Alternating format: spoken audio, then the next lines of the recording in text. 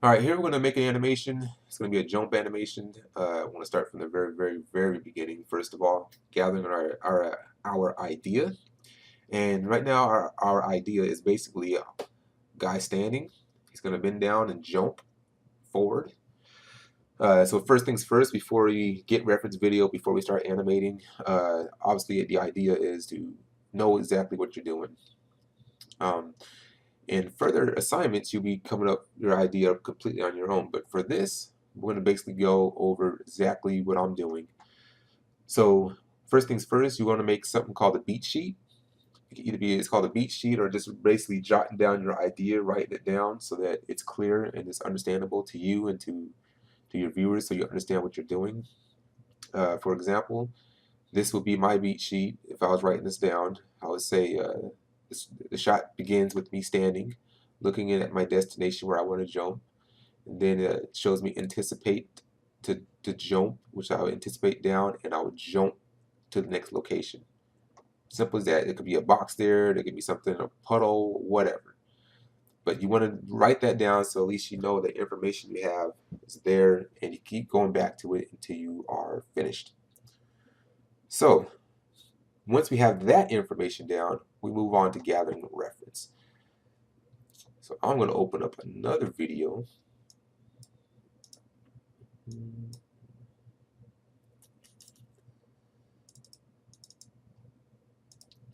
So this video is of me gathering reference. Got my laptop, it's recording me. Got a nice open view. I can see my feet, my body. I go right into it. I'm jumping. And then you know what? I say, wait, I can't just have one. I gotta have multiple jumps. Make sure I get the best one. I use that best one as my final. Now I go on for quite a bit. This is like my first recording. Then I jump in. I think I do another one. Let me scrub it down a little bit here. Yeah, I'm already on my second one. Realize I got my trampoline in the way. Let me get that out the way. Adjust my camera. And then I'm getting out here. Poor posture, by the way, me jumping. So don't judge me on that. But then I start jumping, getting some even more ideas. So you want to get as much reference as you can. So now moving forward, so I gathered my reference. The reference is there. It's awesome. So now I got all this information, almost about a minute and a half of me just jumping back and forth. And my animation is not going to even be that long. It's just that much of information jumping back and forth. So now what I want to do is I want to cut down to the one shot that I want. And I really like this. Is actually my very first jump that I used. So one of the things that the reason we use reference is the if you use QuickTime or keyframe MP, you can actually slow down, and I'm gonna actually put this to frames, so I have frames, slow down your animation and toggle frame by frame every little thing that happens. And you see all the little things that go on. Like look at that, that's an awesome stretch. Reaching out to my location. Look at that. Feet are all stretched out, about to hit the ground. Almost the next frame, feet pop down. Continue through my motion. This is going to help you with the next step. So first, we're going to clip down this AVI to only exactly what we need. You can use things like Premiere, After Effects, QuickTime Pro has that feature where you can cut down frames. Keyframe MP doesn't really have that sort of feature. You can basically narrow it down to frames you want, but it doesn't necessarily cut it out. I recommend just cutting completely out everything you don't need. So I'm gonna go ahead and do that. Bam, just like that, magically, it's done. So I cut down to about 126 frames. Although I'm not gonna use all those frames, that's how much I cut down. So now I just have exactly what I want and exactly what I'm gonna use. So my next step, after I do this, is I want to start figuring out what are my key poses, what are my main poses in this, so I can start getting information to transfer over to Maya or any 3D software package. So first things first, I know I need a standing pose. That'd be my very first pose, which would be like and most considered an idle pose because that's the pose that the character starts from and it's going to jump and will sort of end in an idle pose. So the way I want to collect these ideas, I could do one or two things. I can actually draw them out on paper and just jot down the frame number, or I can do one thing that I started doing here is I started cutting out frames. So I use this cutting tool that's featured in any Microsoft window, or you can use anything, a screenshot. And I go ahead and I actually cut out, make a copy of that picture. It's like taking a picture of it, of that still pose. So I got the whole body in the exact pose that I needed to. And also with Keyframe MP or any other software that you use, you should have a frame ticker like this right there. You should be able to count the frames. So right now I rendered this out at 30 frames per second. And you can see right here it's at 30 frames. So this is almost one-to-one to my Maya file. My Maya, I'm animating at 30 frames per second. That's normally what I do for games. Film is mostly, I think it's 24 or something like that. I haven't done film in ages, so I wouldn't really know that much, but you can look it up. It's not that hard, but I think it's about 24 frames. So once I get to that, the idea of having my frame, so each time I do a key pose, I can jot down the pose and the frame. So here's one of my first key poses, obviously me standing, then kneeling down, then jumping right there, jumping up, then at my peak, almost at my landing, then my landing, and then coming back up. Now I'm going to drop those, copy those poses down so they're actually pictures. So here's my first pose. I cut it down to frame 15 because I knew there was extra stuff that I didn't want my animation to be that long. So at frame 15, I got my idle. That's my first pose right there. That's at number 1. Then my second pose is me squatting down. Poor posture. Don't judge.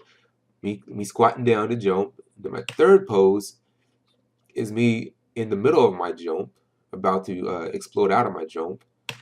Then that fourth pose, I'm completely stretched out, and I'm in the midst of starting my long jump. And then I have another pose right before I get to my peak of my jump. And my sixth pose is actually at my jump, the peak of my jump. My arms are coming down straight, my legs are right there. Then I have the pose right after my peak, before I start touching the ground. And then my next pose, my feet are touching the ground. And then the pose after that, I have myself completely landed. And you can see in each frame that I have 50, 52, 55, 65, and then 86 at my idle pose. And those are all my major key poses from my reference video.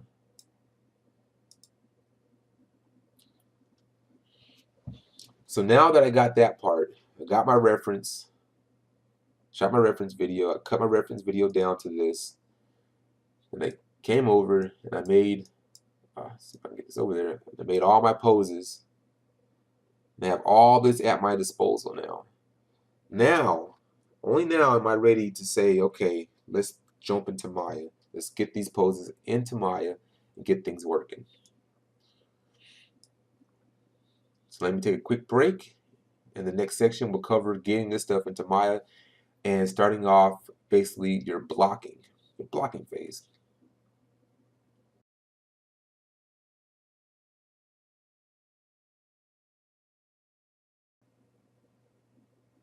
All right, so now that we got our reference and everything out of the way, we're going to now start our next part, which is blocking. We're going to block out our character. We're going to put in the major poses that we had with our reference video and block our character out. But before we do that, we got to make sure we set up our character so that it can be in step mode. In step mode, your character will basically be stepping through each pose. I set a key at frame 0, then at frame 8 I set my next key, but in between it's going to stay at frame 0 until it hits that key. This is called step mode. So let me play it through real quick. These are all my poses put together. That's what step mode looks like. So that's what we're going to do for this section. So start from scratch, get rid of these keyframes. Oops.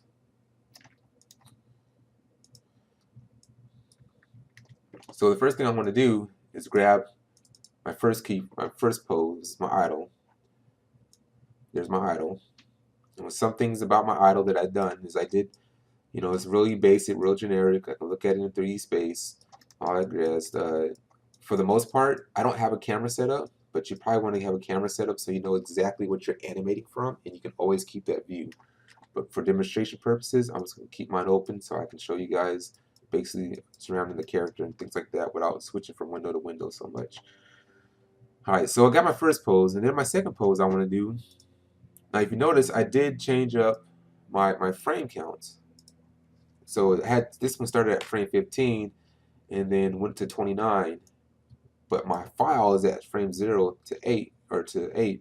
So number of things you can do. You can just simply, do multiplication and subtraction, all that good stuff. I was at frame 15, and now I'm at frame 29. Subtract 15 from 29, however many frames that is, and then use that amount of frames to sort of justify where your next pose is going to be. Now, me in particularly, I don't really use this as much. It's help for beginners, which most of you are. So to start off, work that way. I want to work this way through this video. Oops. To sort of help. But before I even get to that pose, I got to put my character into step mode.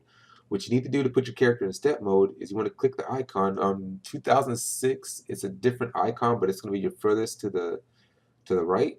You want to click that, and it's going to bring up your preferences. In your preferences, you want to go to animation, and you'll have default in tangents, default out tangents.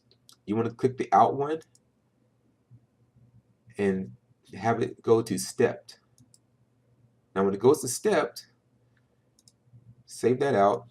Now keep in mind, when you save it out, it's going to keep it that way until you take it out. So if you open up another file and start animating, it's going to be in step. So you got to be careful with that. But now that it's in step mode, I can start breaking down my next pose, and it's already in step. So while I'm breaking down my pose, this is some of the things, like with this particular rig and rigs that I use, I don't like generally moving my waist control. Like this waist control can basically control the pitch, or the up and it controls the rotation and the up and down.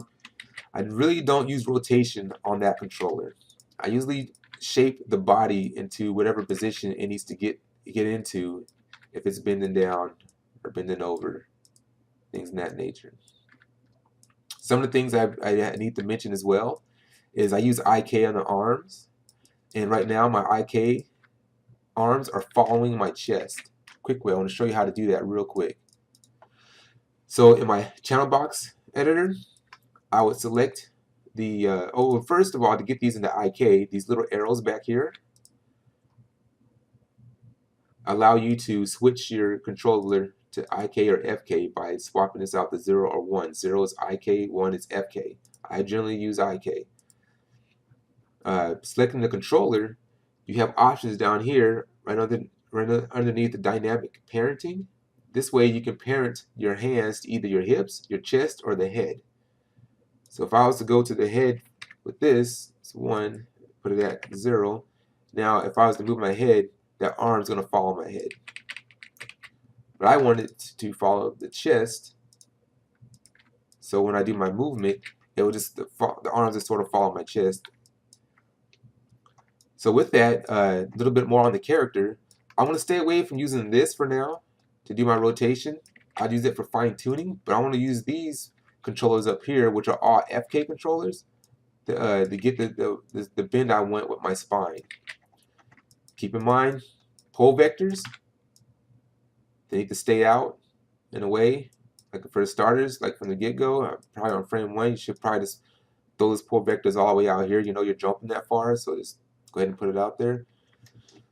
So while I'm adjusting my pose, I want to grab my reference pose that I have and keep comparing it back and forth. I have 2 monitors. I always recommend having 2 monitors or 3, however many are widescreen monitors. So I have my reference on my other side of my monitor. But the thing we want to do is we want to make sure, let's see, I'm on frame 11, I'm meant to be on frame 10. Select all your controllers. Make sure you're on, keep everything on the same frame. So here's my first pose, second pose. I'm going to move to my third pose. And one thing I'm doing after I make a pose is I'm grabbing all the controllers, pressing S and setting the key. That's going to help you in the long run. And for my next pose, I'm just going to move it down to 18. I'm just going to set keys as well before I begin my next pose. The reason I'm doing that is if I set a pose, or if I set a key here on 31, and on 38 I set another key and start working on another pose, but I don't have keys on these controllers, but I key all this right here. So when I make changes to this controller during this frame, when I take it out of spline, those will not have keys and will move without me wanting them to move. So what I want to do is I want to make sure I have keys on every frame on every controller that I make a pose. I'm going to fast forward a little bit here.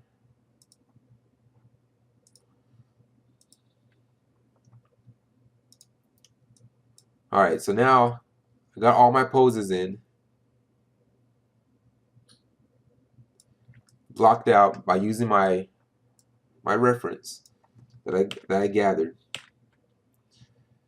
And utilize each reference, like this is my fourth pose. If you look at it, see 1, 2, 3, 4. Keep true to your reference. Keep true to as long as you can. Keep true to it. And so this is my fourth pose. So a few things while making your poses, you want to make sure that it hits as many within the time frame that you have. Like I have my fourth pose at 42, and how he talked about doing the sort of the multiplication. Like this is at 42, and the next pose is at frame 48. So it's only 6 frames in between each pose. So I want to make sure that my frame 4 at 24, then at frame 30 are 6 frames apart. To sort of keep the timing. This will help you with your timing, which is something a lot of beginners have issues with. But this is something that I normally do myself and eyeball it, because usually the timing that I get from reference is not the timing I want when my final product. But for the most part, you'll get a realistic look. And as you go through your poses, make sure your poses are all, to what you want them to be, including your fingers.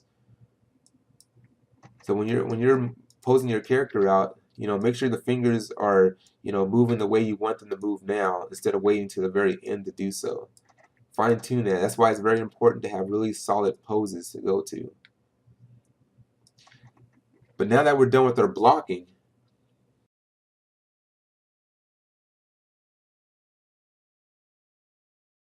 it's like now you got your main poses, and I think it was about 10 poses that we had. And through those 10 poses, we're able to get this decent choppy looking block with it being in step mode. But we actually want to push it a step further.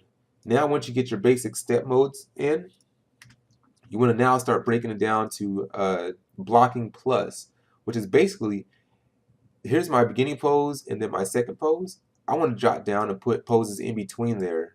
And this is where I grab my reference video again. Let me go ahead and grab that out. And now I look very carefully. Like here's my first pose, and I dip down to my second. I want to sort of get this pose right here. Get this pose and sort of get that in there. You can take a picture of it, snap it, or you can just sort of eyeball it. And then right here, before I get to, this is my, I think these are my third pose. I want to go ahead and drop this pose in. And I want to keep going through and adding extra poses so that my animation in step mode will almost look complete.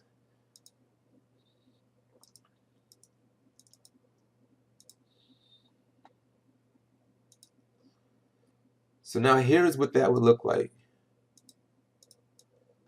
Grab a controller. So now in between my 0 and frame 8 that I had before, I added an extra pose. In between 8 and 18, I added an extra pose. And I kept doing that until I got the right motion out of my character. So now the character almost looks complete. It looks, I mean, it's still choppy because it's still in step mode. But it's still, now, it's more complete than it was before. And I added every little nuance that I could. And stay in this mode as long as you can. until your animation feels like it's right.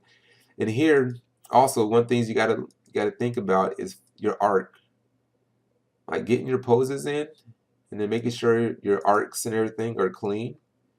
Basically, you want to focus on the hips first. Make sure it comes down when he does his jump. You want to make sure that arc is nice. And you want to keep on making the throwing in keyframes, and make sure you select everything and put a keyframe down. Very important. And you see right in here I have like almost a gazillion keys, like all bunched together. Which is completely fine. You just gotta make sure when you're animating and when you're setting your keys is that you make sure you have one at every major spot you can think of. And if you are uncertain how a certain body motion needs to act, or if you're uncertain how how it's going to feel when you take it out of step mode, just add another pose. Just keep adding it until the animation feels right. Because here sometimes you may have a key on every frame just to make sure everything is going to move correctly. Because the biggest thing is like my hands are in IK right now. So this motion right here and then coming back and up, it's going to cause some issues when I take it out of spline. But here's a reason why you want to have as many key poses or in between poses after your key poses as possible. Let me go back to my blocking. Oops, what am I trying to do here? So when I'm ready to take my blocking into spline, I would select all my keys, select all my keys, and then I can just right click, go to tangents, and go to spline. But these I go to clamped because it helps preserve some of the motion. Go to clamped. So now it's in a clamp motion. But as you can see, from frame 0 to frame 8, things look okay. But from frame 8 to 18, oh, my arms start going through my body. That's that extra pose that I put in to sort of help prevent those things from happening. And then you'll get the same thing from here. Here's my main pose. Back to my other pose, it's going through my body again. So to help prevent that and to get more information, you do your blocking plus, which is just more of the same thing. You keep putting in blocks, blocking more poses in between each of these poses. Oops, keep doing it. So now, when I have my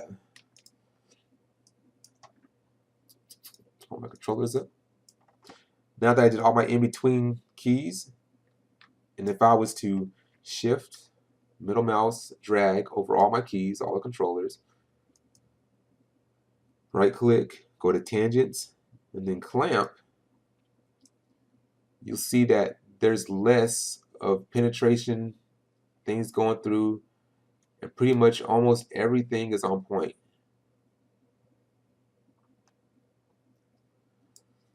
So the more poses you put into your blocking animation, the better it's going to be when you come out of blocking.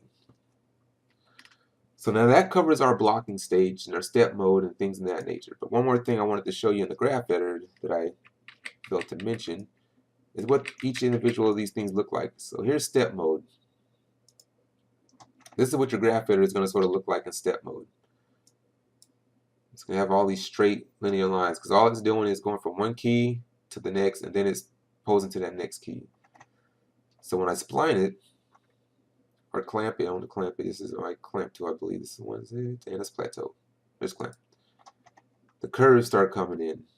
So now everything has a curve. Everything's moving to the location.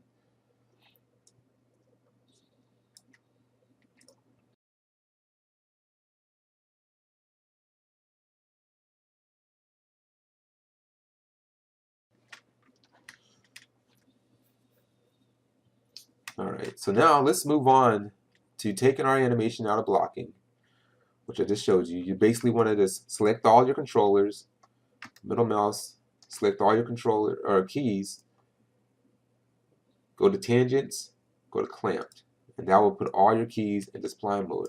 But you have to be careful and check to make sure that all your keys made it. There's some that are in here that might be stepped, so you may have to go into your graph editor and just to make sure by visually just looking at it and just making sure nothing's in step mode. Some of the stuff you'll just find as you're animating, but for the most part you can find it. But let's open up the graph editor. So now that I took it out of step mode, the next thing from here is just refining.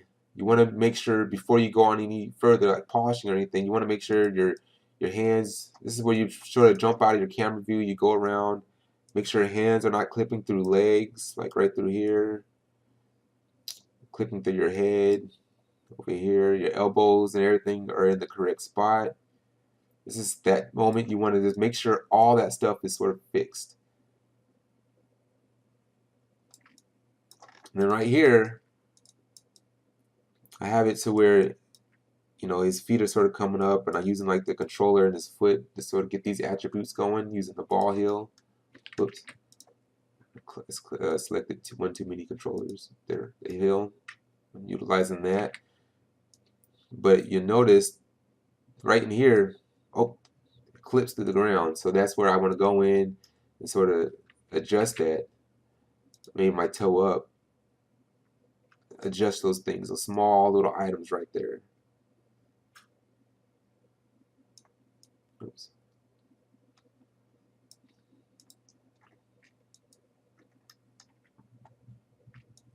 And you want to keep on adjusting this before you jump into the curve editor or anything else. You want to keep on adjusting those and make sure all the little nuances are fixed. And once those things are fixed, then we can step into refining our animation on the more artistic level. So now the first thing I want to always do, especially when working with full body characters, is I want to start in and work my way out. Basically, I want to start at the cog of the character, then work my way to the spine, work my way to his legs, to his feet, to his head, to his arms, and to his hands. So first thing I want to do is just work on the Y, which is the jump of the character. So he comes down, and then if you notice on the Y, right there, see how it's completely straight? You never, ever want to have that happen. If anything, just move that middle curve if you have one. Just move it there, because the body, the human body, or organic motion, believable motion, always moves in an arc. So one thing I want to do with these is I want to make sure I can get this to a smooth arc depending on where my character's at. So right now my character's about to jump. He goes down, and as he jumps, I want to make sure once the jump happens that this motion right here is one smooth arc. Just like in the bouncing ball, I had one smooth arc. It's the same thing. And then I know once his feet about hits right here, that's when that key needs to happen, because that's when the feet actually make an adjustment to stop the body. So the motion of this is going to change. But before then, I want to try to just get rid of, or not necessarily get rid of the keys just yet, but just move them in a position so that it feels more circular. And then you can see like the feet come down, and then the body doesn't sort of come down and say, well, maybe it should. And that's where you can adjust your keys. And every adjustment you make, just play through your animation to make sure it feels right to you. So there I made the adjustment of where he lands, and he comes up and he sort of settles in. So once I smooth this out to where I like it, I want to go to my move forward translation, which is on my translation Z, get everything in frame. And notice as long as this is going up, that means the character is moving in that direction. So every little stop-ish you have right here, that means the character slows down. So as he goes down, he actually goes back a little bit right here. Oops, right here in that keyframe, he moves back a little bit, and then he starts pushing himself forward. But you'll notice that he sort of has a hiccup right in here. Like he's going, and then it boom real fast, and then it sort of stops, and then it moves again. All that motion from where he hits here should be one smooth line. So you can either just like literally delete the keys, or just try to move the keys into position to sort of make that feel right.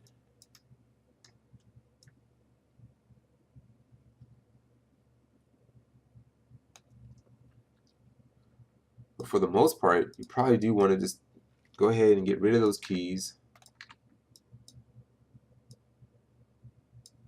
Foot lands there. Actually, let's get rid of those 3 keys. And this makes the arc a lot smoother. The thing is, you want to keep doing this until you get that midsection looking good.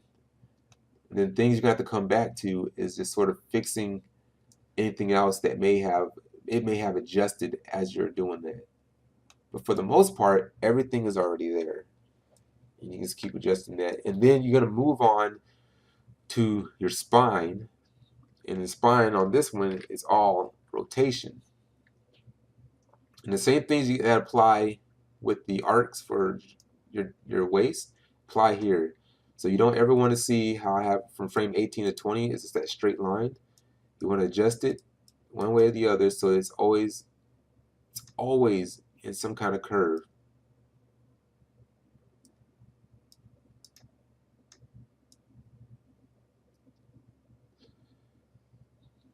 And even in here, just got to find a way to make it delete those keys.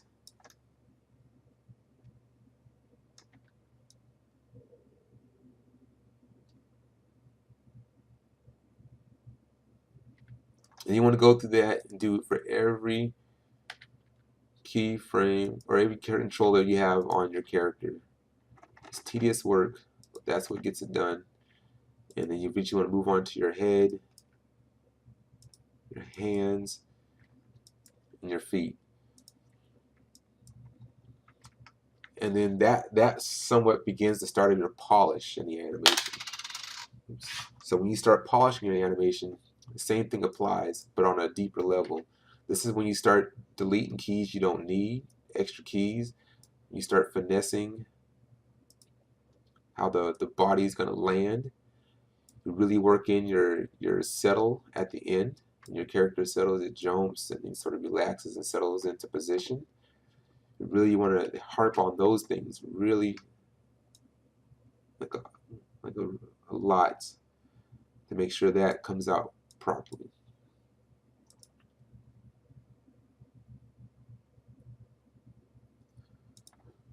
Alright, so now let's look at what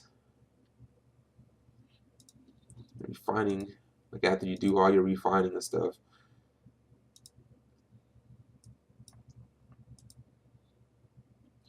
Like your character should be pretty much there, should almost be there. So basically refining, you took it out of splining, you adjusted everything, made sure nobody was clipping, you threw in a couple curves for your waist so that your arcs are pretty smooth. And then when you go to polish, you dive in,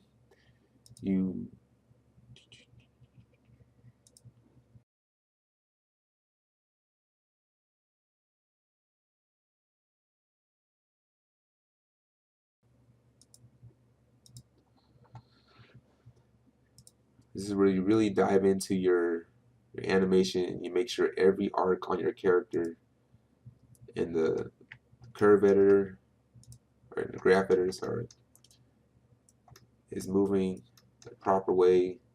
That you're getting rid of keys that you don't need, keys that are sort of blocking the view. Like this is what my spline on my y-axis on my waist looks now. You know, everything has got these nice little curves to it. My translation.